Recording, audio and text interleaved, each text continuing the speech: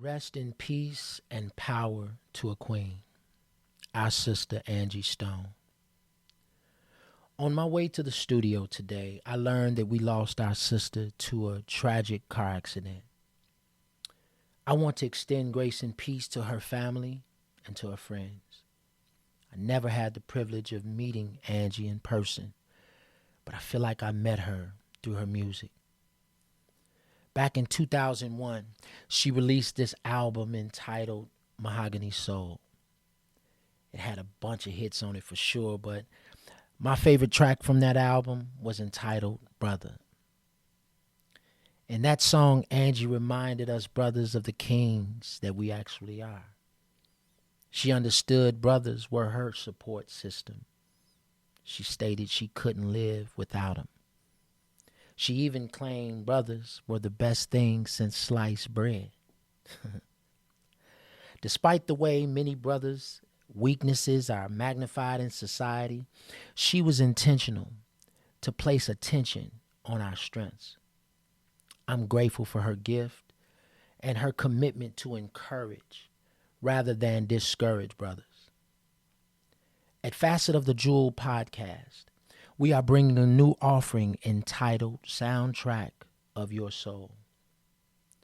Soundtrack of Your Soul speaks to songs that may have unconsciously over time shaped your consciousness. I first introduced this offering during a facilitation for men on the west side of Chicago. During the class, I casually asked the brothers to name their top 5 artists or the top songs that they enjoy. Randomly, brothers shouted out names of artists and their most popular hits.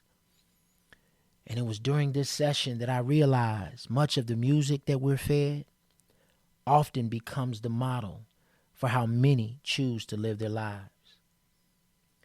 I believe your meditation becomes your manifestation. Consider this. Has your lived experience caused you to create cold, callous critiques of others? Have you replaced the energy of encouragement essential to heal and build yourself and your relationships? I think so. Recently, I've come to learn that my past experiences may have influenced my self-efficacy, and self-efficacy may influence future behaviors. Self-efficacy is a measure of confidence in one's ability to achieve a goal. And over the past 4 months, I've experienced the sudden death of 4 of my dear brothers, even one of my dear sisters. It made me more aware of how grief can create cracks in my confidence. One of those 4 brothers lost his big sister just earlier last year. And as his health began to fail him, he told me that his condition worsened because he didn't grieve his sister's loss too well. Instead of caring for himself, he criticized himself. He believed there was something more he could have done to save her. As is common, he unfortunately reached to forms of medication instead of meditation. Sadly, he transitioned less than a year after his sister passed.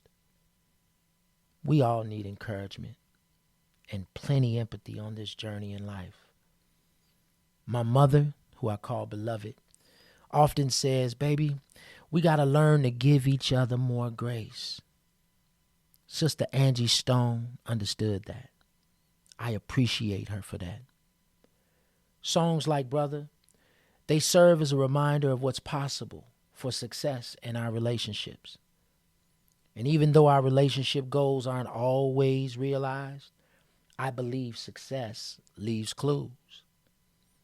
And if you have never intentionally given attention to the soundtrack of your soul, after listening to this episode today, I hope you will. Lord willing, we will examine more songs that serve as models for our lives and our living. We want you to be aware so that you can truly be alive. Grace and peace.